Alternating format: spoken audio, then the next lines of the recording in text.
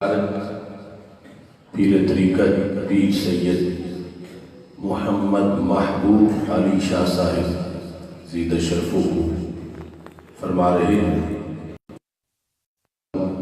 ارشد قادری صاحب اور دیگر بہت سے کرام رونق افروز ہیں۔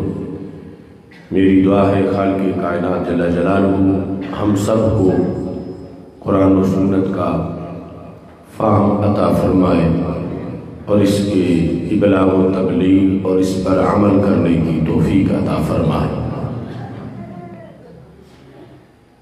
رب ذوالجلال کا کروڑوں بار شکر ہے کہ اس نے ہمیں دین اسلام کی عظمتوں سے مالا مال کیا ہے۔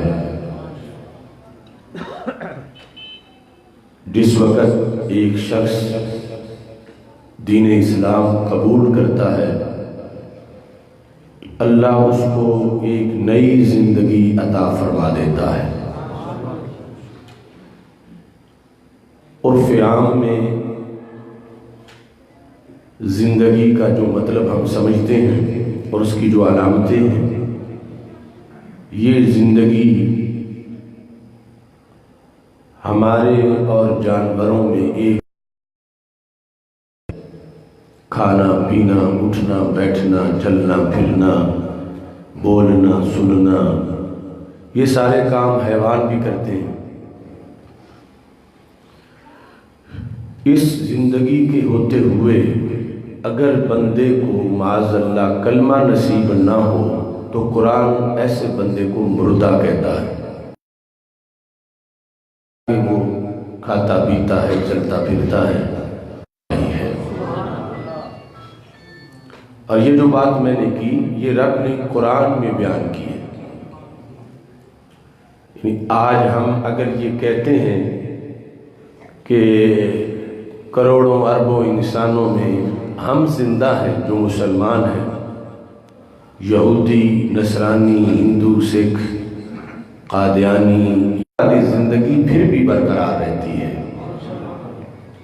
اس واسطے شاعر مشرق ڈاکٹر محمد اقبال نے کہا، تخم گل کی آنکھ بے خاک بھی بے خواب ہے، کس قدر نشو و نما کے واسطے بے تاب ہے۔ کہ انسان جب مومن فوت ہوتا ہے اس کی مثال یوں ہے جیسے پھول کا بیج مٹی میں دفن کر دیا جائے۔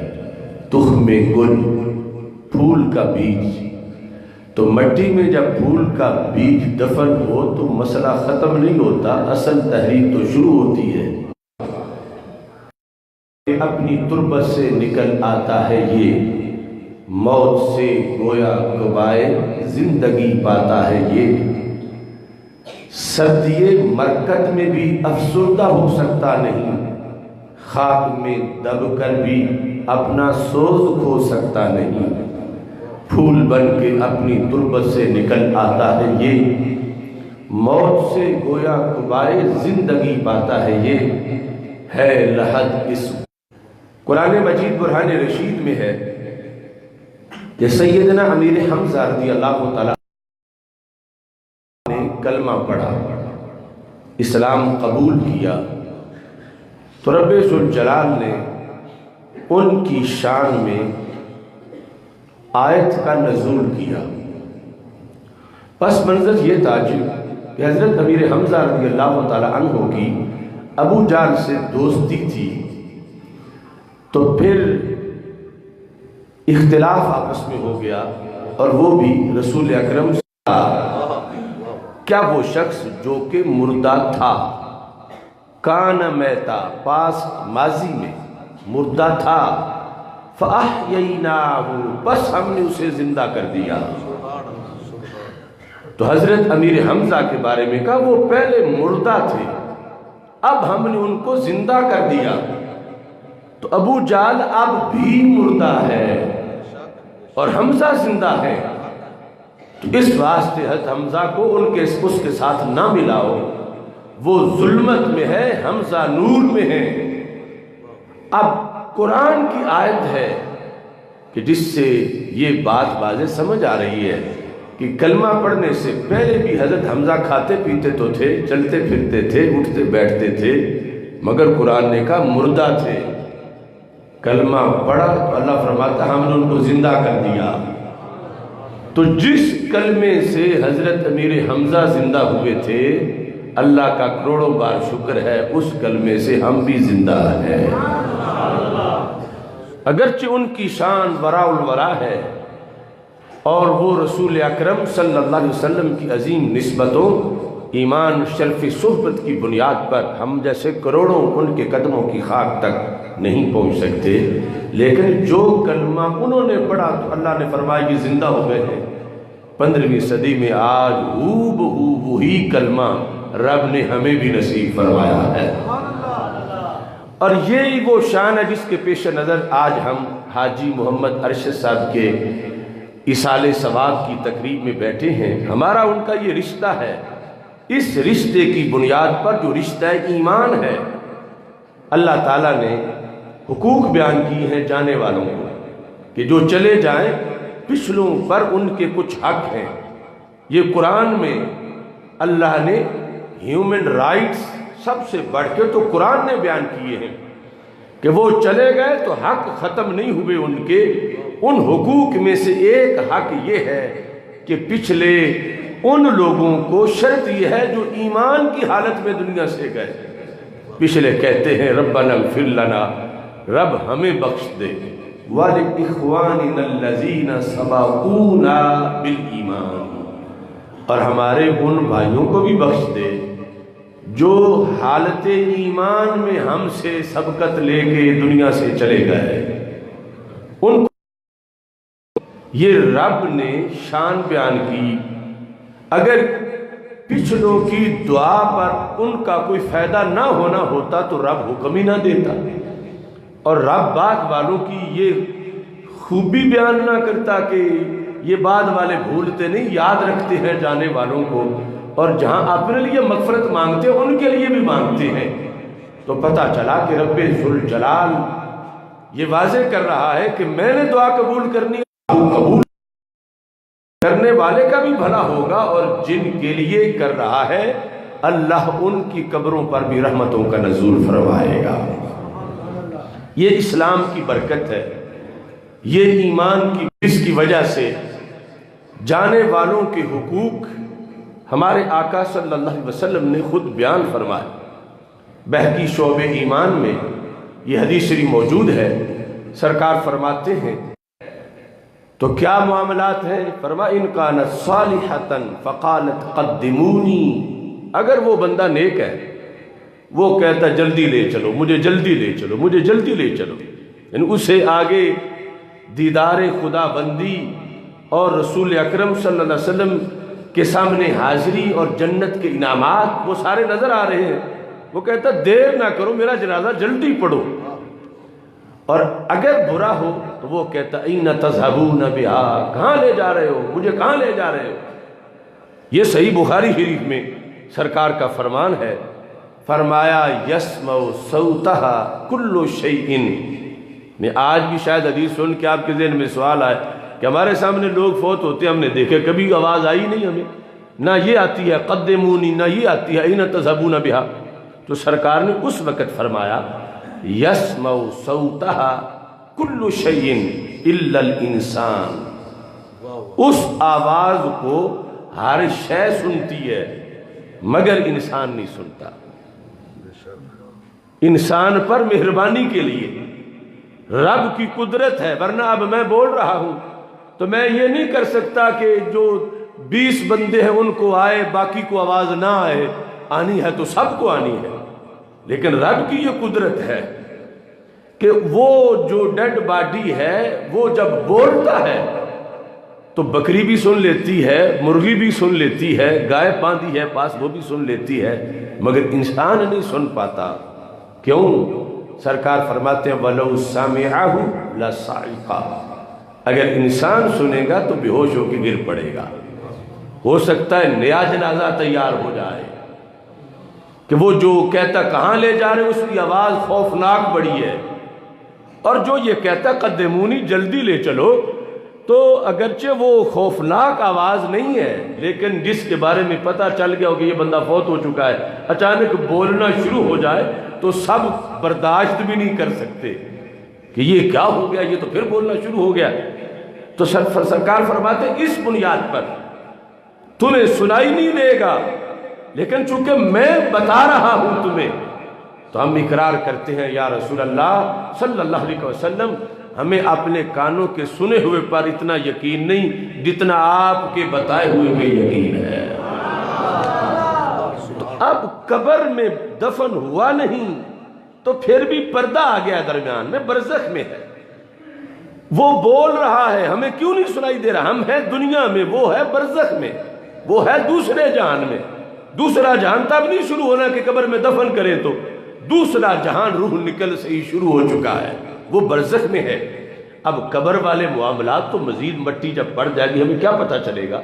تو یہ ہمارے آقا صلی اللہ علیہ وسلم کی مہربانیاں ہیں کہ جو کچھ وہاں ہوتا ہے سرکار نے پہلے بتا دیا، ورنہ کوئی کیمرہ لگا کے چاہے کہ میں ویڈیو بناؤں تو جب سامنے پڑا ہو تو پتہ نہیں چلتا، قبر میں پتہ کیا چلے گا؟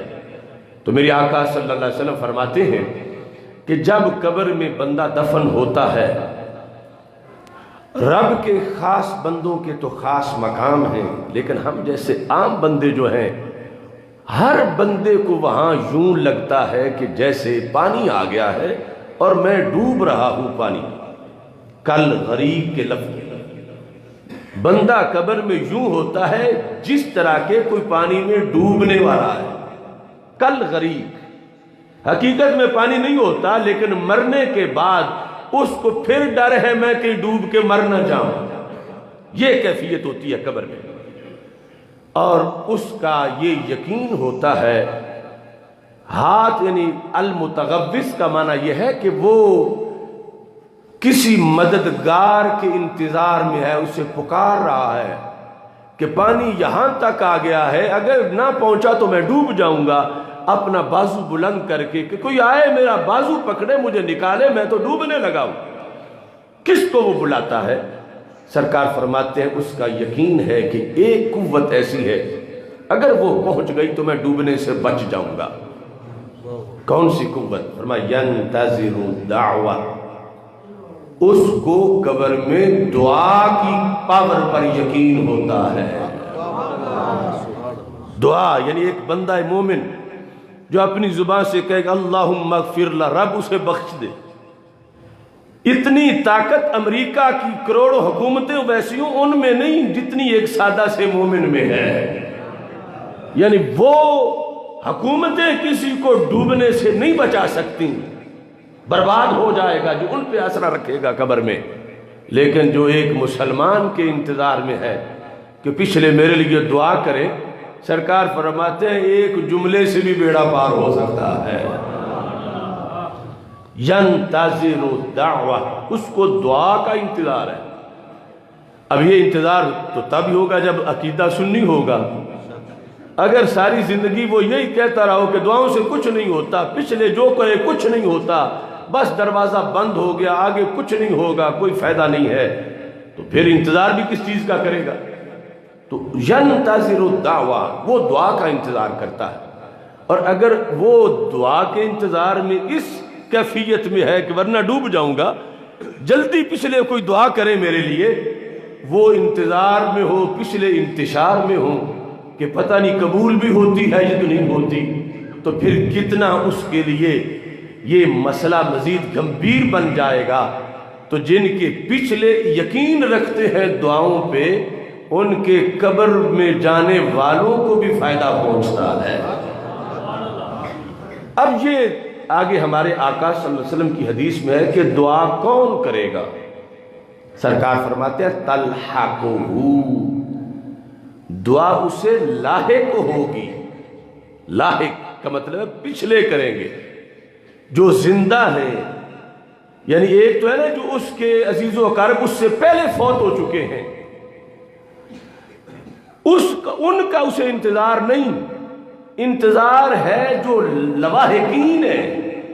ہم لواحقین ہی بولتے ہیں کہ فلاں بندے کے لواحقین، تو سرکار فرماتے ہیں تلحقہ، دعا کا اس انتظار ہے پچھلوں کی دعا کا کہ میرے لواحقین میرے لیے دعا کریں گے.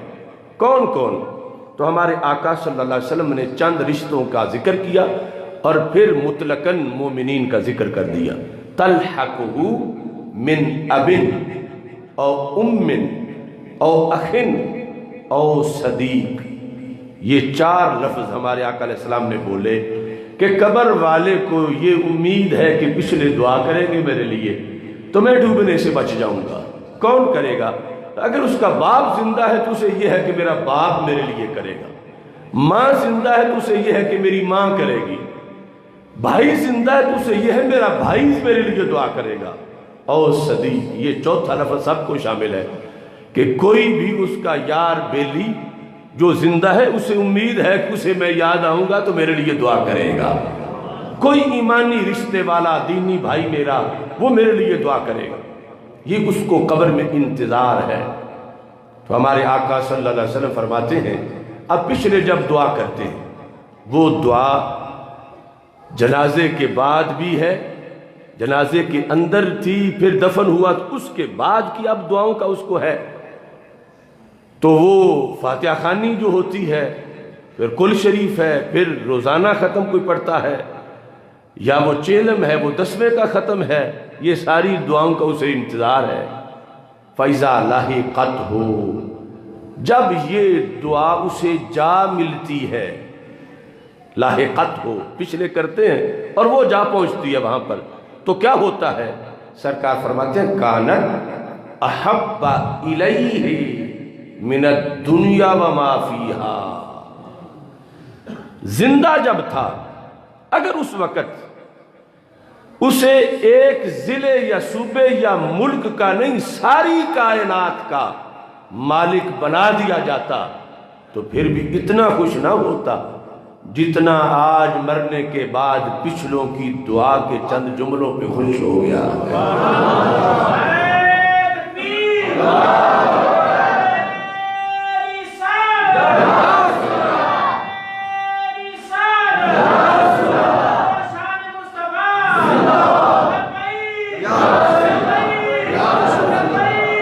تو ہمیں ہمارا دین سکھاتا ہے کہ موت سے مسئلہ ختم نہیں ہو جاتا، اسے تو انتظار ہے اور پچھلے جو ہیں ان کی امید میں وہ ہے، اور پھر وہ اس حالت میں ہے کہ جب اسے دعا پہنچے گی تو خوش ہوگا. یہ ساری کیفیات اس کی سرکار نے بیان کی ہیں. وہ بت نہیں ہے کہ اسے کوئی پتہ ہی نہ چلے، اسے ان ساری چیزوں کا پتہ ہے کہ کوئی مانگے گا اور جب پہنچتی ہے اسے پھر خوشی ہوتی ہے، جو سرکار دو عالم صلی اللہ علیہ وسلم نے بیان کی اور فرمایا اللہ امثال الجبال، پہاڑوں جتنی رحمتیں ان زمین والوں کی دعاؤں کے نتیجے میں قبر والوں کو عطا فرما دیتا ہے. اور آخری جملہ اس حدیث کا یہ ہے ان ہدیۃ الاحیاء الی الاموات الاستغفار لہم. دنیا میں تم تحفہ دیتے ہو دوست کو، رشتہ دار کو، سرکار فرماتے ہیں اسلام میں بعد از وفات بھی تحفہ پہنچتا ہے. ان ہدیۃ الاحیاء، بے شک زندہ لوگوں کا تحفہ الی الاموات، فوت ہو جانے والوں کے لیے کیا ہے؟ الاستغفار لہم، ان کے گناہوں کی مغفرت طلب کرنا، رب سے دعا مانگنا. یہ وہ تحفہ ہے جو قبر میں بھی وصول ہو جاتا ہے.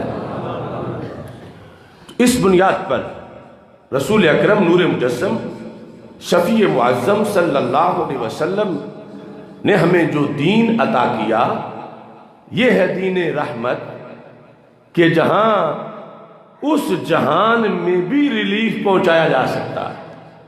اب دیکھو نا، اگر کسی کو پتہ چلے کہ فلاں بندہ قبر میں اے سی لگوا سکتا ہے تو لوگ کتنا اس پر اس بندے کا پتہ پوچھیں کہ وہ اے سی لگوا لیتا ہے تو ہمارا چچا ماما وہ والد صاحب ہم ان کے اے سی کا بندوبست کریں. لیکن امریکہ جیسی کروڑوں حکومتیں مل کے بھی کسی ایک قبر میں بھی اے سی نہیں لگوا سکتی. یعنی اے سی کا مطلب یہ نہیں کہ گڑھے کے اندر اے سی لگائیں تو بٹن آن نہیں ہوگا، یعنی جس کو قبر والا سمجھے کہ میرے لیے ٹھنڈ آ گئی ہے، انہیں تو ادراک ہی نہیں ہوگا کہ وہ ہے کہاں، تو اے سی کیسے لگوائیں گے؟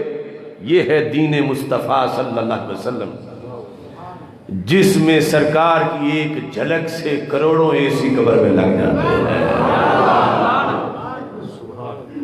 اتنا اس دین میں کرم ہے، اتنی مہربانی ہے، اور اس حد تک یہ دین ساتھ دیتا ہے۔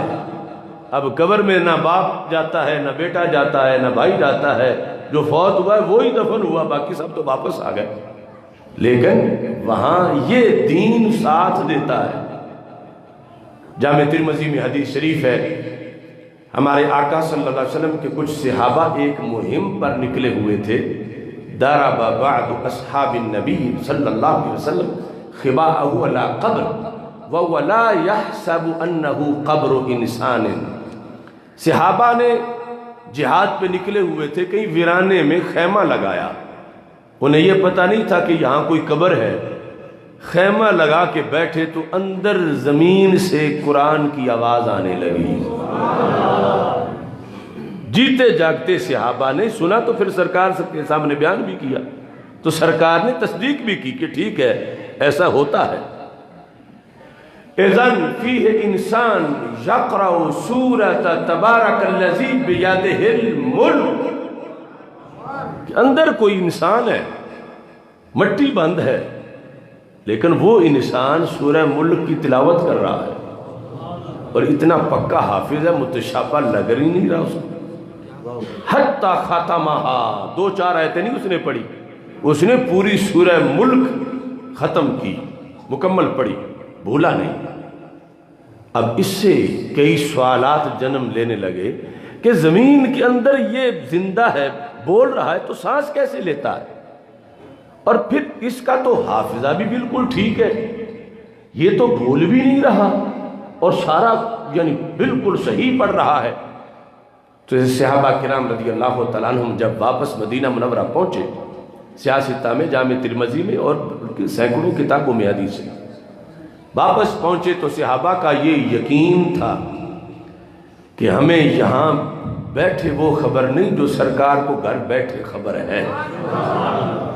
کہنے لگے یا رسول اللہ صلی اللہ علیہ وسلم، عجیب صورتحال آج دیکھی ہے، زمین بند تھی، ہم سمجھتے تھے کچھ نہیں، وہاں کوئی نیچے انسان دفن تھا، اور ہم نے کانوں سے سنا خود وہ سورہ ملک کی تلاوت کر رہا تھا، حتی ختمہا، یہاں تک کہ اس نے پوری سورہ ملک کی تلاوت کر ڈالی۔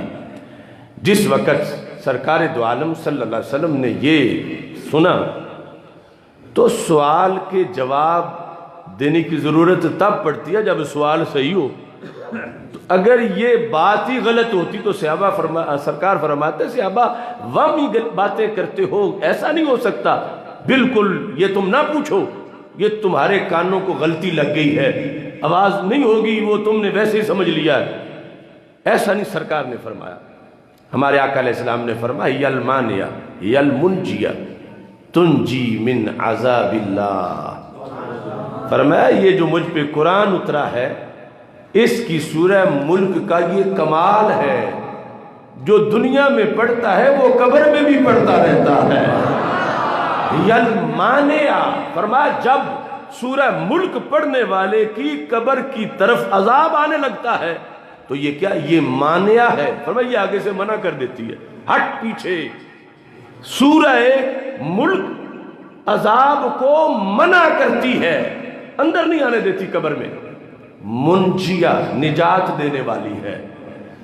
مانیہ اور منجیہ دو شانیں بیان کی سورہ ملک کی، فرمایا یہ تو میرے قرآن کا فیض ہے، دنیا کی اور کوئی ایسی کتاب نہیں، کوئی بندہ نہیں جو اندر قبر میں ساتھ جائے، فرمایا میرا تو قرآن وہاں پہرا دیتا ہے کہ جس نے دنیا میں ٹائم نکالا قرآن کے لیے، قرآن نے اس کے لیے ٹائم نکالا قبر کے اندر۔ فرمایا تم نے صحیح سنا، صحیح سنا، اب یہ سب کچھ مانا جا سکتا ہے تو سنی عقیدے کے مطابق مانا جا سکتا ہے۔ دوسرے لوگ جو کہیں کہ معاذاللہ نبی مٹی میں مل گئے اور کوئی شے نہیں بچی، وہ صحابی یا ولی کی شان کہاں سے سن سکیں گے؟ تو یہ سرکار دو عالم صلی اللہ علیہ وسلم نے خود اس کی تصدیق کرتے ہوئے وجہ بیان کی جو جامع ترمذی میں موجود ہے۔ فرمایا ہاں قبر میں مدفون مومن یہ بت کی طرح نہیں ہے، یعنی یہ خلاصہ بن رہا، بت کو نہیں پتہ چلتا، مومن تو قبر میں قرآن بھی پڑھ لیتا ہے، اور ایسا ہو سکتا ہے کہ بہر بنا سن سکے، اور یہ قرآن وہاں پیرا دیتا ہے۔ مانع کا مطلب ہے منع کرنا، روکنا، یعنی عذاب جب اندر آنے لگے تو اس میں اتنی پاور ہے، اس کو ایک تو ہے نا بندہ آگے سے منع کرنے کے لیے خود کھڑا ہو جائے یا ڈنڈا مار کے کسی کو منع کرے، اور جس کا زیادہ روب ہو وہ صرف ایک بار بول کے کہہ دے ہٹ پیچھے تو چیز منع ہو جاتی ہے۔ قرآن کا بڑا روب ہے، عذاب آنے لگے تو قرآن بولتا ہے، عذاب پیچھے ہٹ جاتا ہے۔ اب امریکہ جیسی کروڑوں حکومتیں کسی ایک قبر پہ بھی پیرا نہیں دے سکتی کہ عذاب آنے لگے اور اس کو پیچھے ہٹا لے، یہ طاقت نہیں ٹیکنالوجی میں، سائنس میں، امریکہ کی پرواز میں، اور آیا ہوا ہو پہلے تو اسے باہر نکال دے، منجیا بن جائے۔ امریکہ نہیں کر سکتا لیکن سورہ ملک کر سکتی ہے۔ غافل نہ ہو خودی سے کر اپنی پاسبانی، شاید کسی حرم کا ہے تو بھی آستانہ۔ یعنی ایک مومن کی ویلیو کتنی ہے کہ اس کو یہ ایمان کی وجہ سے فیسلٹیز میسر ہیں، اور یہ کوئی توہم پرستی نہیں۔ یعنی میں جو لفظ آپ کے سامنے احادیث سے پڑھ رہا ہوں قرآن کی تفصیل میں متن ٹیکسٹ ہر لفظ اس لیے پڑھ رہا ہوں کسی کو شک نہ ہو، ورنہ صرف اردو میں ترجمہ کرتا جاتا، اور ساتھ یہ حدیث کی ہوتی ہے سند، چین آف اتھارٹیز۔ تو میں ضامن ہوں کہ جو میں حدیث آپ کے سامنے پیش کر رہا ہوں جو ان کی کسی سند میں کوئی جھوٹا راوی نہیں ہے، سارے پکے راوی ہیں۔ اور یہ جو حدیث کی قسمیں ہیں نا کہ یہ فلاں قسم کی حدیث ہے، یہ فلاں قسم کی ہے، مرفوع ہے، موقوف ہے، عزیز ہے، غریب ہے، یہ ہے ہمارے تک پہنچنے کے لحاظ سے سرکار دو عالم صلی اللہ علیہ وسلم کی زبان سے نکلنے والی حدیث جو صحابہ نے سنی اس کی ایک ہی قسم ہے کہ وہ یوں ہی پکی ہے، قطعی ہے، جیسے رب کا فرمان قرآن میں قطعی ہے۔ اور جب سند بھی ہم تک پہنچنے میں سند کو دیکھا جائے گا، اور جب سند ساری صحیح ہے تو بات یوں ہی ہے جیسے سرکار کے سامنے بیٹھ کے سنی گئی، اس پہ یقین رکھنا ضروری ہے۔ اب دیکھو صحیح مسلم شریف میں یہ الفاظ ہیں، ایک صحابی، معروف صحابی حضرت عمر بن عاص رضی اللہ تعالی عنہ فاتح مصر، ان کے جب وصال کا وقت ہوا تو انہوں نے اپنے بھائیوں کو، بیٹوں کو، رشتہ داروں کو، دوستوں کو چند وصیتیں کی۔ ظاہر ہے کہ وہ خود صحابی تھے اور دوست بھی ان کے صحابی تھے، وصیتیں کی، اور بات ہے صحیح مسلم شریف کے اندر کتاب الایمان۔ وصیت کیا کی؟ اب دیکھنا، لوگ آج کہتے ہیں نا کہ یہ اہل سنت میں بدعتیں آ گئی ہیں، تو میں آپ کو اصل دین بتانے لگا ہوں صحابہ والا، کہ جو ہمیں بدعت کا تانا دے رہے ہیں بدعت ان میں آ گئی ہے، ہمارا تو وہ پیور دین ہے جو دین صحابہ ہے، جو سرکار سے انہوں نے سیکھا۔ صحیح مسلم شریف میں حدیث شریف ہے، انہوں نے کہا کہ جب میری روح نکل جائے گی، جنازہ کے لیے تم غسل دے کے، کفن دے کے مجھے لے جاؤ گے، جنازہ پڑھا جائے گا، اور اس کے بعد تدفین کا مرحلہ شروع ہوگا۔ جنازہ جب تم نے لے کے جانا ہے، نہ لا تصاحبنی نائحۃ ولا نار، میری چارپائی کے ساتھ کوئی نوحہ کرنے والی عورت نہ ہو، اور میری چارپائی کے ساتھ آگ اٹھا کے نہ لے جانا کہ انگیٹھی آگ کی ساتھ پکڑی ہو، ایسا نہیں کرنا۔ جب جنازہ ہو جائے گا اور تم مجھے دفن کرو گے تو تدفین کے لیے خصوصی طور پر فرمایا اذا دفنتمونی شنوا علی التراب شنا، کہ جب تم نے مجھے دفن کرنا ہے تو دو چیزوں کا خیال کرنا ہے۔ ایک تو مٹی باریک ڈالنی ہے، بڑے بڑے ڈھیلے نہیں اوپر ڈالنے میری قبر کے. دوسرا وہ آرام سے ڈالنی ہے، زور سے نہیں پھینکنی. مٹی باریک بھی ہو اور آہستہ آہستہ ڈالنی ہے. شن کا لفظ عربی زبان میں استعمال ہوتا ہے کہ اس وقت مشکیزے ہوتے تھے چمڑے کے بنے ہوئے جن میں پانی ہوتا تھا، تو مشکیزے کا پانی چھڑکنا، ایک تو ہے نا پھینکنا کہ سارا منہ کھلا ہے اور سیدھا نیچے پانی پڑے اور نیچے تھوڑا سا شگاف بن جائے. تو شن یہ ہے کہ مشکیزے کے پانی کے آگے ہاتھ نیچے رکھ کے چھڑکنا کہ پریشر تو ہاتھ برداشت کرے اور پھر نیچے پانی آہستہ آہستہ گرے. جیسے یوں نرم انداز میں پانی چھڑکا جاتا ہے، ایسے ہی باریک باریک مٹی تم نے نرم طریقے سے میری قبر پہ ڈالنی ہے. یہ کون کہہ رہے ہیں؟ صحابی. اب یہ دیکھو کہ بندے کے جسم سے روح نکل گئی. اب اسے کیا ہے کوئی اوپر سے اینٹیں پھینکے یا روڑے مارے، وہ تو نیچے ہے. اور یہ اتنی پابندی لگا رہے ہیں کہ مٹی باریک بھی ڈالنی ہے اور آہستہ بھی ڈالنی ہے. صحابی توہم پرست نہیں، یعنی عقل یہ کہتی ہے کہ جب جان نکل گئی تو پیچھے ہڈیاں بے جان جو ہیں اور اوپر چھت پھر پڑ گئی ہے.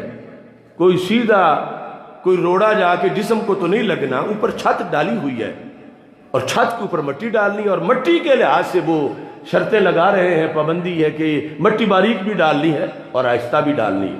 یہ حدیث بیان کرنے کا یہ بھی مقصد ہے کہ ہم تدفین کے وقت یہ چیزیں پیش نظر رکھیں. اب ایسا کیوں کہا؟ تو مستدرک للحاکم میں حدیث شریف ہے کہ صحابی رسول صلی اللہ علیہ وسلم نے سرکار سے یہ باتیں سنی ہوئی تھیں کہ ہمارے آقا صلی اللہ علیہ وسلم نے دیکھا کہ ایک شخص اپنی کونی قبر کے ساتھ بیٹھ کے کونی کی ٹیک لگا کے بیٹھا تھا، اوپر نہیں بیٹھا تھا، صرف ٹیک لگائی تھی. تو ہمارے آقا صلی اللہ علیہ وسلم نے فرمایا ہاتھ پیچھے کرو، لا تبزِ صاحب القبر، قبر والے کو اذیت نہ دو. یہ ہے اسلام میں ہیومن رائٹس کا. ادھر تو زندہ کے ساتھ ظلم ہے، اسلام تو فوت شدہ کے ادب کا بھی حکم دیتا ہے. اور ہمارے آقا صلی اللہ علیہ وسلم نے فرمایا کسر عظم المیت کا کسر عظم الحی، مردہ انسان کی ہڈی کو توڑنا اتنا ہی جرم ہے جتنا زندہ کی ہڈی کو توڑنا جرم ہے. اور دوسری طرف مردے جلائے جا رہے تھے اور ادھر سرکار نے فرمایا قبر کے اوپر اضافی کونی بھی میں نہیں رکھنے دوں گا. یعنی مطلب یہ تھا میں صرف زندوں کا رسول نہیں، میں فوت شدگان کا بھی رسول ہوں، ان کے حقوق بھی میں نے ہی محفوظ کرنے. اب یہاں سے صحابہ پڑ گئے کہ قبر میں اگرچہ بندے کی روح نکل جاتی ہے، اوپر چھت ہوتی ہے، مگر قبر والے کا جو ہے نا 5 سینسز حواس، وہ موت کی بنیاد پہ بعض وجوہ میں تیز ہو جاتے ہیں. اب اس چھت پر اگر کوئی 100 بوری گندم رکھ دے، چھت سلامت ہے تو ہمارے لحاظ سے برابر ہے کہ چھت خالی ہو یا 100 بوری اوپر پڑی ہو، ہمیں کوئی ادراک نہیں ہوگا، کوئی پتہ ہی نہیں چلے گا. لیکن قبر کے اوپر کونی بھی آئی تو سرکار نے فرمایا اسے اذیت ہو رہی ہے، جو نیچے لیٹا ہے اس کو اذیت ہو رہی ہے. اور پھر بخاری شریف میں ہے فرمایا جس وقت تم میں سے کوئی دفن کر کے واپس لوٹتا ہے تو اِنَّهُ لَيَسْمَعُ قَرْعَ نِعَالِهِمْ، وہ تو قدموں کی آہٹ بھی سنتا ہے. قرع نعال سپیکر کی، لاؤڈ سپیکر کی آواز نہیں، قدموں کی آہٹ، قدم رکھنا، قدم اٹھانا، یہ جو آواز ہے ہلکی سی. اب ہم زندہ بیٹھے ہو، کمرے میں دروازہ اچھی طرح بند ہو اور صحن میں کوئی بندہ چل رہا ہو تو ہو سکتا ہمیں پتہ ہی نہ چلے. زندہ کو آہٹ کا پتہ نہ چلا لیکن قبر والے کو پتہ چلنے پر سرکار کی حدیث صحیح بخاری شریف میں ہے، اِنَّهُ لَيَسْمَعُ قَرْعَ نِعَالِهِمْ، یقیناً وہ تو ان کے قدموں کی آہٹ بھی سنتا ہے۔ تو پتہ چلا فوت شدہ مومن بت نہیں ہے، اس کے تو کئی سلسلے ادراک ایسے ہیں زندوں سے بھی بڑھ جاتا، صرف درمیان میں برزخ ہے، وہ قدموں کی آہٹ بھی سنتا ہے۔ اب یہاں حضرت عمر بن عاص نے جو آگے صحیح مسلم میں الفاظ ہیں، تدفین کے بعد فرمایا تم نے جانا نہیں، یہ پرانا دین ہے۔ تدفین کے بعد آج تو لوگ فوراً چلے جاتے ہیں، تو جب میری قبر پوری تیار ہو جائے تو پھر اگلا کام کیا کرنا ہے، ثم اقیموا حول قبری، میری قبر کے گرد تم نے دائرہ بنا کے کھڑے ہو جانا ہے۔ اقیموا حول قبری، حول یہ وہی لفظ ہے جو تم ماحول بولتے ہو کہ یہاں کا ماحول بڑا اچھا ہے، یہ وہی حول ہے عربی زبان۔ حول قبری، تو یہ لفظ حول کا تقاضا تب پورا ہوگا جب دائرہ پورا مکمل ہو جائے گا، کہ صرف ایک طرف نہیں کھڑے ہونا، تم نے ہر طرف دائرہ بنا کے کھڑے ہو جانا ہے۔ اب سوال پیدا ہو رہا تھا کہ یہ پابندیاں تم کیوں لگا رہے ہو؟ تم نے جا چکا ہونا ہے، روح نکل چکی، جنازہ ہو چکا، قبر بن چکی، تدفین ہو گئی، اور اب یہ پابندی کہ تم نے کھڑے رہنا ہے، اس کا کیا فائدہ کیا ہوگا، اور پھر کتنی دیر کھڑے رہنا ہے؟ کہنے لگے قدر ما ينہر جزور ويقسم لحمها، یہ گھنٹے منٹ والے پیمانے تو اب بنے، فرمایا اتنی دیر تک کہ جتنی دیر میں اونٹ کو پکڑ کے، اونٹنی کو پکڑ کے، نہر کر کے، ذبح کر کے، کھال اتار کے، گوشت بنا کے بانٹنے تک جتنا ٹائم لگتا ہے، تم نے میری قبر کے گرد کھڑے ہی رہنا ہے۔ یہ توہم پرستوں کا دین نہیں، یہ حق پرستوں کا دین ہے۔ یہ صحابہ کرام جو سرکار سے پڑھے ہیں، اور اس حدیث کے بارے میں یہ قول صحابی نہیں، فنی طور پر جو اصول حدیث ہے اس میں یہ ہے کہ جب کوئی صحابی ایسی بات بتا رہے ہو جو ماورائے عقل ہے تو وہ قول صحابی نہیں ہوتا، فرمان رسول علیہ السلام ہوتا ہے۔ ان کے پاس ایک امانت تھی سرکار کی، تو وہ فوت ہوتے وقت یہ بتانا چاہتے تھے، ورنہ ان کا اپنا تو کوئی مسئلہ ہی نہیں تھا کہ مجھے کوئی ریلیف ملے، چونکہ لا تمس النار مرانی اور مرانی، سرکار فرماتے ہیں جس نے حالت ایمان میں مجھے دیکھا دوزخ کی آگ اس کے قریب جا ہی نہیں سکتی، اور جس نے اس دیکھنے والے کو دیکھا اس کے قریب بھی نہیں جا سکتا۔ تو ان کے پاس ایک امانت تھی، تو آج ہم وہ بیان کر رہے ہیں جو انہوں نے اس وقت بیان کی، تو چلتے چلتے صحیح مسلم میں آئی، پھر ہم تک پہنچی۔ تو اب کھڑے رہنا ہے اتنی دیر، فائدہ کیا ہوگا؟ تو انہوں نے دو فائدے بیان کیے، صحابی رسول علیہ السلام نے دو فائدے بیان کیے، اور دونوں فائدے صرف مسلک اہل سنت میں ہی سمجھے جا سکتے ہیں۔ بے شک ابھی میں ذکر کروں گا، اگر دوسرے کسی مسلک میں اتنی وسعت ہے تو وہ بے شک کہیں، لیکن وہاں نہیں ہے۔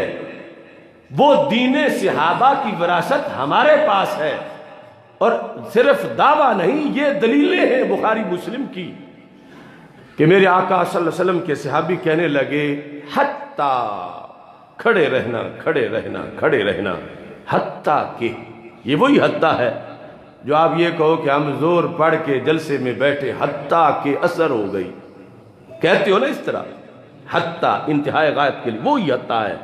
ہمارا اردو پنجابی والا حتیٰ یہ عربی سے آیا ہے، فرمایا تم نے کھڑے رہنا ہے کھڑے رہنا ہے کھڑے رہنا ہے، حتیٰ یہاں تک کیا ہو جائے، استأنس بکم، تمہیں دیکھ دیکھ کے میرا قبر میں دل لگ جائے۔ یہ صحیح مسلم شریف ہے، کوئی کچی پکی روٹی کا مسئلہ نہیں ہے، صحیح مسلم شریف ہے۔ حتیٰ استأنسا بکم، استأنسا انس سے بنا ہے، مصدر انفینیٹیو اس کا انس ہے، جو تم روزانہ بولتے ہو کہ اس بندے کو اس جگہ سے انس ہو گیا ہے، یہ بندہ اس گھر میں مانوس ہو گیا ہے، یہ اس گلی میں مانوس ہو گیا ہے، یہ وہ انس ہے۔ یعنی اسے یہ عربی سمجھنا کوشش کریں تو مشکل نہیں، یعنی یہ ہم روزانہ بولتے ہیں لفظ حتی استأنسا، یہاں تک کہ میں قبر میں مانوس ہو جاؤں، مجھے پتا چلے میں پردیس میں نہیں، میں تو اپنے دیش میں ہوں، یہ نیا کوئی مقام نہیں، مجھے تمہاری وجہ سے، بکم تمہاری وجہ سے میرا قبر میں دل لگ جائے، بکم تمہاری وجہ سے۔ اب بتاؤ اندر والے کو بہر والا نظر ہی نہ آئے تو پھر ان کی وجہ سے دل کیسے لگے گا؟ بکم صحیح مسلم میں جو لفظ ہے وہ واضح کر رہے ہیں کہ قبر والے کو رب یہ طاقت دیتا ہے کہ اس کے سامنے مٹی پردہ نہیں بنتی، اندر سے وہ دیکھ رہا ہے۔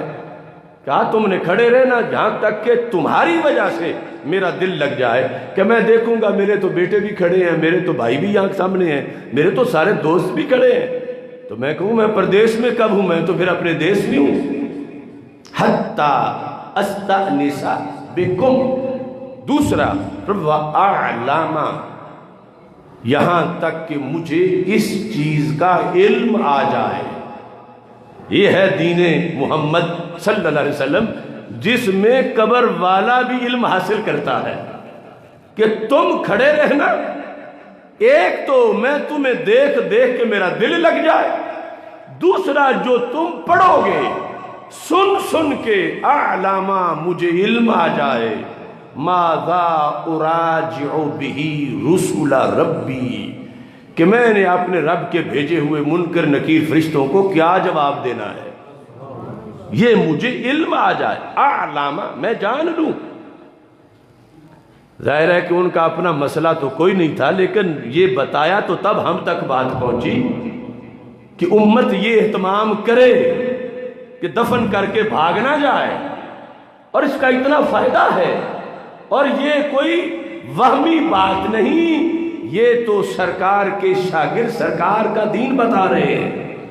حد اعلمہ میں جان لوں کہ میں نے منکر نکیر کو جواب کیا دینا ہے۔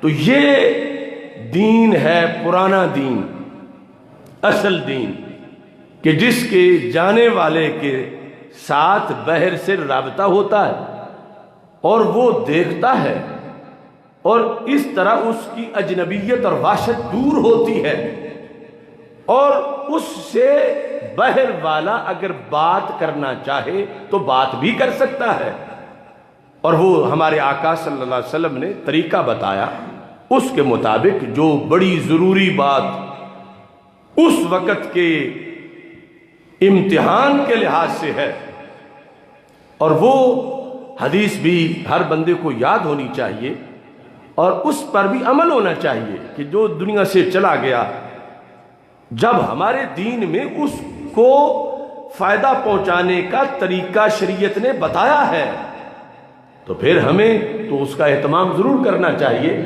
دوسرے تو کر نہیں سکتے، کیوں؟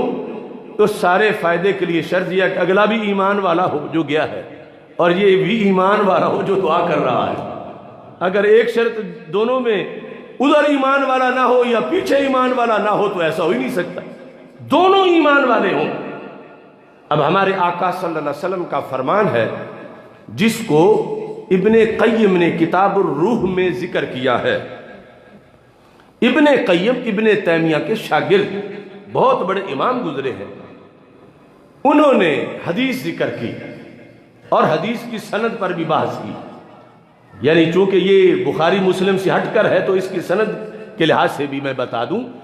انہوں نے کہا یہ جو حدیث میں بیان کر رہا ہوں آج تک، یعنی 7.5 صدیوں ان سے جو پہلے کی تھیں، اس پر انہوں نے گواہی دی کہ مسلمانوں کے سارے شہروں میں ساری صدیوں میں اس حدیث پہ عمل ہوتا آیا ہے۔ تو اگر کمزور ہوتی تو کیوں صحابہ عمل کرتے؟ کمزور ہوتی تو تابعین کیوں کرتے؟ تبع تابعین کیوں کرتے؟ ملاوٹ ہوئی تو آج بعد میں ہوئی، پہلے صدیوں میں تو کوئی ملاوٹ نہیں تھی، اصلی دین تھا۔ تو اس دین کے لحاظ سے انہوں نے حدیث جو ہے وہ سرکار دو عالم صلی اللہ علیہ وسلم کا فرمان پیش کیا کہ سرکار فرماتے ہیں اذا مات احدکم، جب تم میں سے کوئی بندہ فوت ہو جائے۔ اس سے پتہ چلا کہ اگلی بات بہت لازمی ہے، کیونکہ کوئی بھی علاقہ ایسا نہیں کہ جہاں کوئی فوت نہ ہوتا ہو۔ کیا پتہ ہے ہمیں کتنے منٹ باقی ہے، کتنے سال باقی ہے۔ سرکار فرماتے ہیں جب تم میں سے کوئی بندہ فوت ہو جائے، قیامت تک کی امت کو فرمایا، عرب ہو عجم ہو، وہ بندہ جو فوت ہو گیا، پڑھا ہوا ہو ان پڑھ ہو، غریب ہو امیر ہو، گورا ہو کالا ہو، وہ کاشتکار ہو لوہار ہو کمہار ہو، بشرطے کے دیندار ہو، تو سرکار فرماتے ہیں فَلْيَقُمْ أَحَدُكُمْ عَلَىٰ رَأْسِ قَبْرِهِ، دفن کرنے کے بعد ایک بندہ تم میں سے اس کی قبر کے سرانے والی سائیڈ کھڑا ہو جائے، عَلَىٰ رَأْسِ قَبْرِهِ، اس کی قبر کے سرانے کھڑا ہو جائے۔ کھڑا ہو کے کیا کرے؟ سرکار فرماتے ہیں اس کا نام لے کے یا کے ساتھ اسے آواز دے، لیکن صرف اس کا نام نہ لے، ساتھ اس کی امی کا نام بھی ایڈ کرے، یا فلان ابن فلانتا، اے فلاں فلاں عورت کے بیٹے، مثلا اے زید عائشہ کے بیٹے، ساتھ امی کا نام ضرور لے۔ یہ طریقہ سرکار نے بتایا، فرمایا جب تم پہلی بار اس کو بلاؤ گے یسمعو ولا یجیبو، سن لے گا لیکن جواب نہیں دے گا، پھر دوبارہ کہو یا فلان ابن فلانتا، اے فلاں فلاں عورت کے بیٹے، سرکار فرماتے انہو یستوی جالسا، قبر میں اب وہ سیدھا ہو کے بیٹھ جائے گا، چونکہ مسند امام احمد کی حدیث ہے سوالات سے پہلے روح لوٹا دی جاتی ہے، تو عادو روحہ فی جسدہ ہی، اس کی روح جسم میں لوٹائی جاتی ہے، تب وہ جواب دیتا ہے۔ اب قبر خواہ چھوٹی ہو یا بالکل ساتھ لگی ہوئی ہوں سلیں، اللہ کی قدرت ہے، اس جہان کے اپنے پیمانے ہیں، اگرچہ کفن بڑا اچھی طرح باندھا ہوا ہے اور کھولو تو اسی طرح ہی باندھا ہوا ہو، لیکن یستوی جالسا، وہ سیدھا ہو کے بیٹھ جاتا ہے۔ سرکار فرماتے ہیں اب تیسری بار اسے بلاؤ، یہ آپ نے طریقہ یاد کرنا ہے، یہ سب سے پہلا ایصال ثواب ہے جنازے کے بعد، اتنا قیمتی اتنا قیمتی اتنا قیمتی کہ مومن کو آج بھی یہ صلاحیت حاصل ہے، یہودی نصرانی کافر وہ کتنا ہی مالدار کیوں نہ ہو، جو میں نے کہا تھا نا کہ اے سی وہ نہیں لگوا سکتے، ادھر سادہ سا مومن بھی لگوا سکتا ہے اپنے باپ کی قبر میں، اپنے گئے ہوئے کی قبر میں، یہ وہ اے سی لگوانے والی حدیث ہے۔ سرکار فرماتے ہیں جب تیسری بار بلاؤ گے نا یا فلان ابن فلانتا، اے فلاں فلاں عورت کے بیٹے، فرمایا اب آگے سے وہ بولے گا اور بول کے کہے گا ارشدنی رحمک اللہ، میری رہنمائی کرو، کیا تم میری رہنمائی کرنا چاہتے ہو؟ یعنی اسے یہ معلوم ہے کہ بندہ میرا خیر خواہ ہے، جو مجھے بلا رہا ہے یہ کچھ مشکل وقت میں مجھے بتانے چاہتا ہے، قدرت سے منکر نکیر آئے ہوئے ہیں سوال کرنے کے لیے، ابھی کیا نہیں، قبر بنتی گئی ہے، یہ سرانے پہ اس نے رابطہ شروع کر دیا ہے، 3 بار کہنے سے لائن مل گئی ہے۔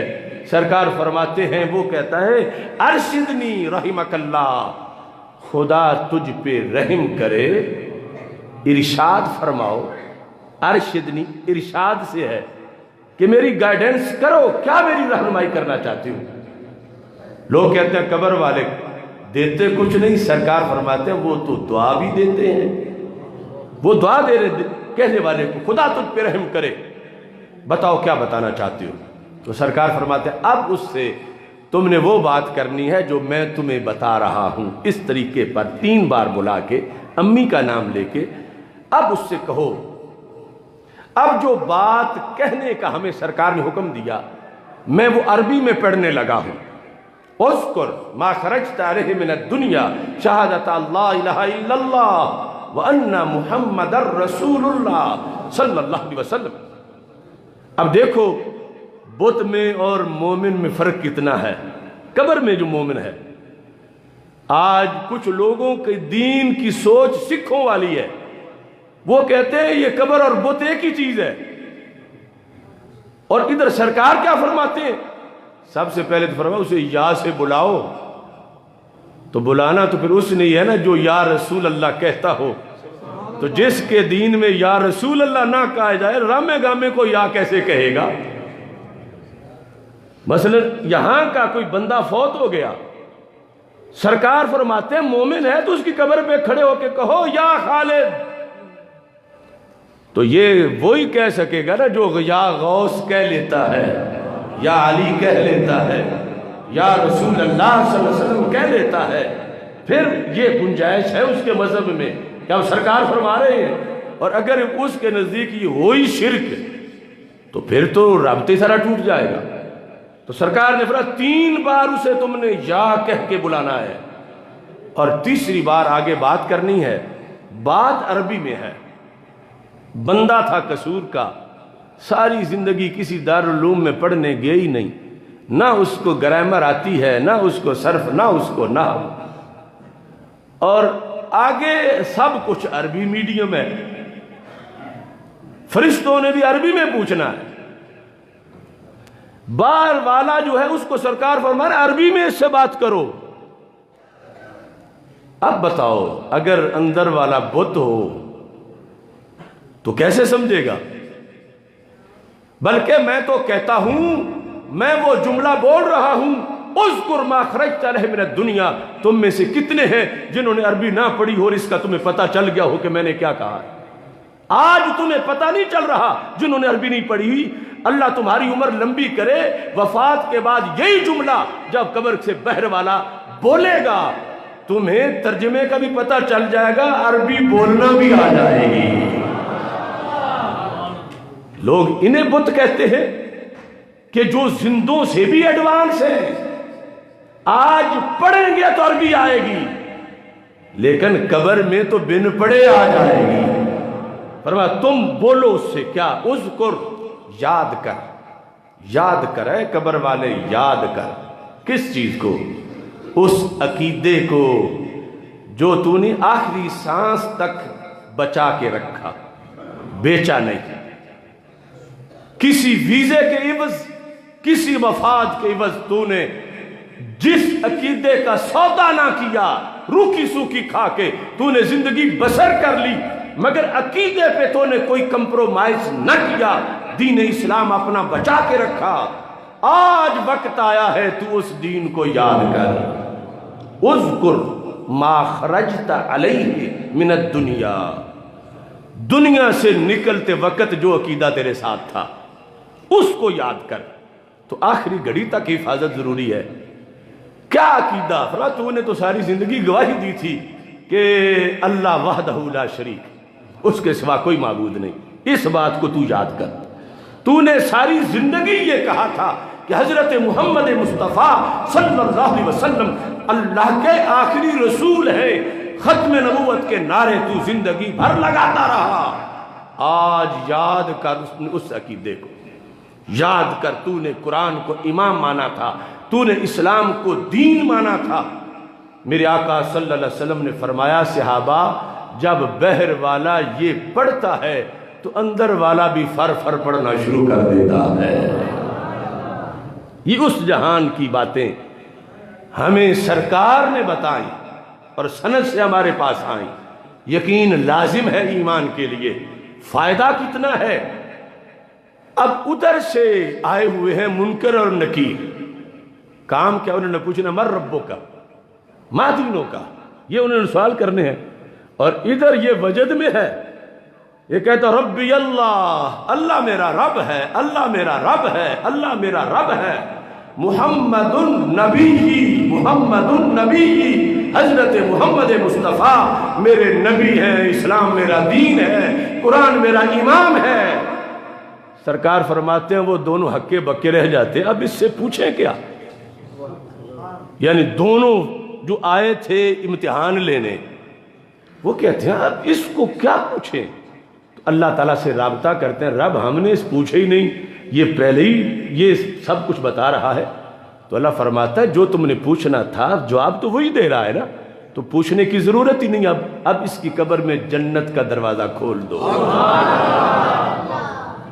وہ قبر میں جنت کا دروازہ کروڑوں اے سی سے بڑا اے سی ہے، اور لگ کیسے جاتا ہے کہ وہ بھی مومن ہو اور بہر والا بھی مومن ہو، اور طریقہ سرکار کا سامنے رکھے، اور سند میں کوئی کمزوری نہیں، تعامل کی بنیاد پر۔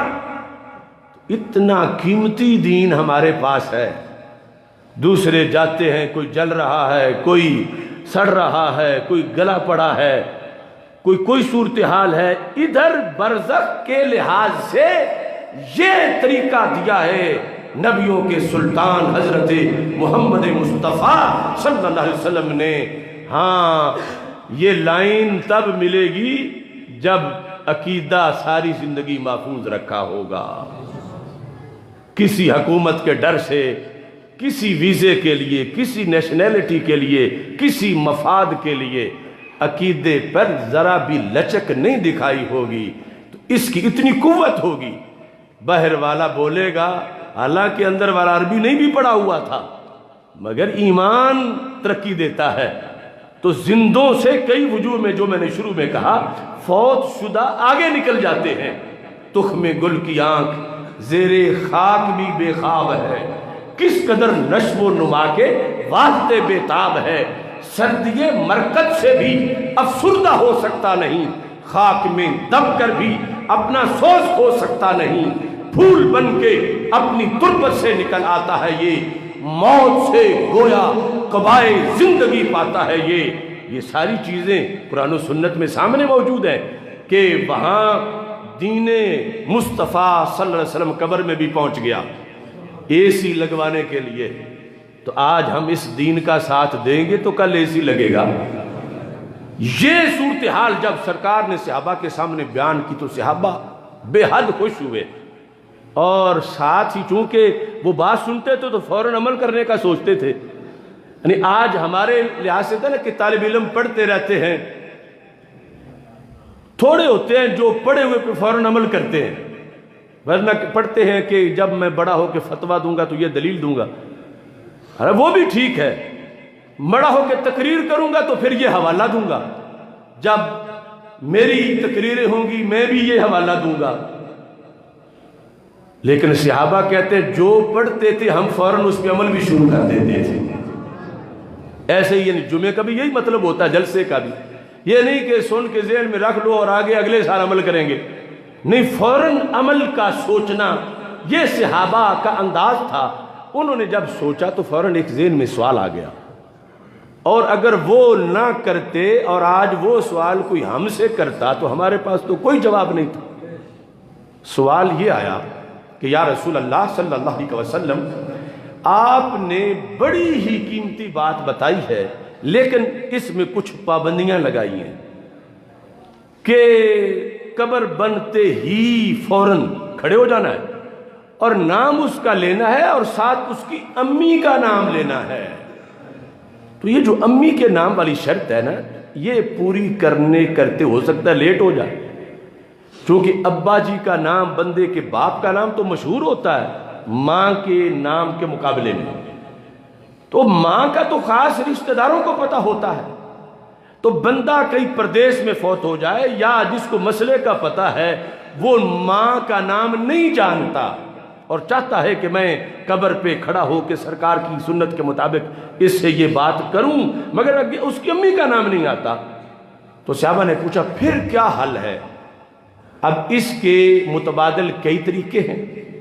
ایک تو یہ ہے کہ سرکار فرماتے نہیں آتا تو پھر نہ کرو، اس طرح چھوڑ دو، یا فرماتے اس کے باپ کا نام لے لو، یا فرماتے جاؤ پتہ کرنے تو 2 گھنٹے بعد آ کے یہ کام کر لو، یا دور ہے پتہ چلنے میں لیٹ ہو اگلے دن کر لو۔ لیکن قربان جائیں سرکار کو اپنی امتی کا بھلا اتنا پسند ہے. فرق کرنا یہ ضرور ہے, باپ کا نام بھی نہیں لینا. محدثین کہتے ہیں روحوں میں ماں کا پیار زیادہ ہوتا ہے فطرت میں, تو ماں کی اس لیے شرط لگائی کہ اس کا نام جب اس کے نام کے ساتھ ہوگا تو فوراً جاگ جائے گا. سرکار نے فرمایا نام ماں ہی کا لینا ہے, دیر بھی نہیں کرنی, اسی وقت کرنا ہے. چونکہ اگر منکر نکیر آ کے پوچھ کے چلے جائیں اور جو کچھ ہونا ہے ہو جائے, یہ کوئی سوالات میں کوئی اس کی تاخیر بھی ہو جائے, تو پھر بعد میں آ کے تو منکر نکیر تو رزلٹ بنا کے چلے گئے, پھر فائدہ کیا ہوگا. تو سرکار فرماتے ہیں میں اس کا طریقہ بتاتا ہوں. ینسبہ الی امہ حوا, ورنہ اس کی امی کا نام نہیں آتا, بڑی امی کا تو سب کو آتا ہے نا. تو اس کو مثلا نام اس کا خالد ہے کہ یا خالد, یا خالد ابن حوا, اے خالد حوا کے بیٹے. سرکار فرماتے ہیں پھر بھی جاگ جائے گا. اب اتنا پسند ہے ہمارے آقا صلی اللہ علیہ وسلم کو کہ میرے امتی کا نقصان نہ کہیں ہو جائے, اس کا فائدہ ہو کہ وہ جنت والے بعد کے مسئلے تو صدیاں گزریں گی تو حشر بپا ہوگا, لیکن سرکار کا دین یہ چاہتا ہے صبح و شام بلکہ کھڑکی کھل جائے, اس کے لیے جنت کا بستر ہو, جنت کی نعمتیں ہوں. تو سرکار فرماتے ہیں اس کی امی کا نام نہ آئے تو حضرت حوا کا نام ساتھ لگا کے اس کے لیے دعا کرو. اور وہ آگے پڑھنے کے لحاظ سے اگر کسی کو عربی نہیں آتی تو اردو میں ہی مثلا یہ یاد کرتے, کل کوئی پرسوں کہیں کوئی بندہ فوت ہو گیا تھا اور آپ نے چاہا کہ ہم اس حدیث پہ عمل کریں جو سنی ہے, تو عربی نہیں آتی تو کام اردو سے بھی ہمارے لحاظ سے ہو جائے گا. اگر اندر والے میں کوئی کمی نہیں ہے, وہ عربی بولو گے تو عربی سمجھے گا, اردو بولے گے تو اردو سمجھے گا.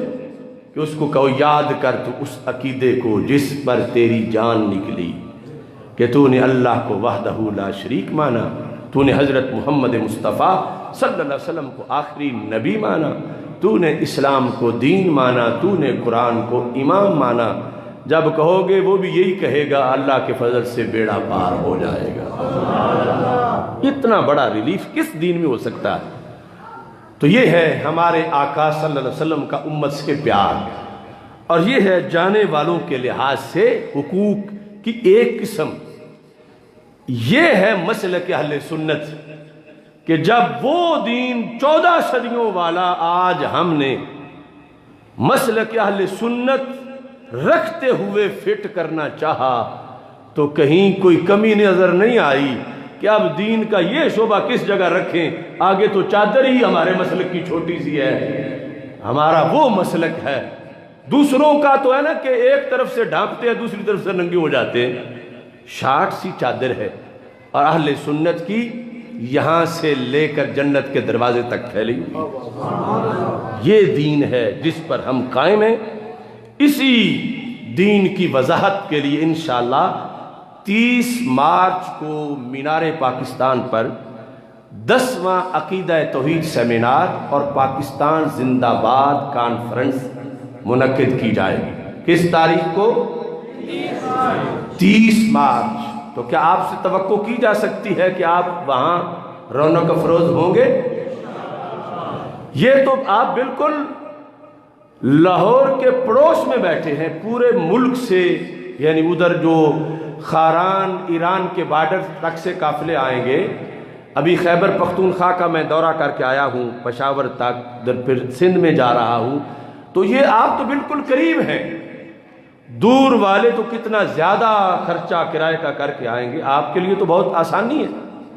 تو یہاں ہمارے مولانا محمد رمضان صاحب جن کی دعوت پر آج ہم یہاں موجود ہیں, ذرا اٹھ کے کھڑے ہو.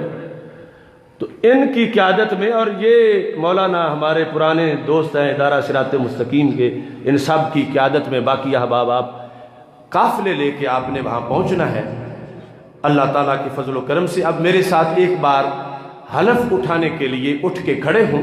تکبیر و رسالت کے لیے، اور پھر آگے جو پروگرام ہوگا، چونکہ میں نے فیصل آباد پہنچنا ہے، قبلہ شاہ صاحب دعا فرمائیں گے۔ نعرہ تکبیر، اللہ اکبر، اللہ اکبر۔ تمہاری آواز نا جلدی مودی کو پہنچ جائے گی، ادھر بارڈر قریب ہے، تو بتوں کے پجاریوں کو پتہ چلے یہ سرکار نے احد کے میدان، کافروں نے کہا تھا لنا العزى ولا عزى لكم، ہمارا عزہ ہے تمہارا کوئی عزہ نہیں، تو سرکار نے فرمایا جواب دو اللہ مولانا ولا مولا لكم، اللہ ہمارا مولا ہے تمہارا کوئی مولا نہیں ہے۔ اس بات سے اللہ کا نام اس یقین، اطمینان اور لذت سے لو اللہ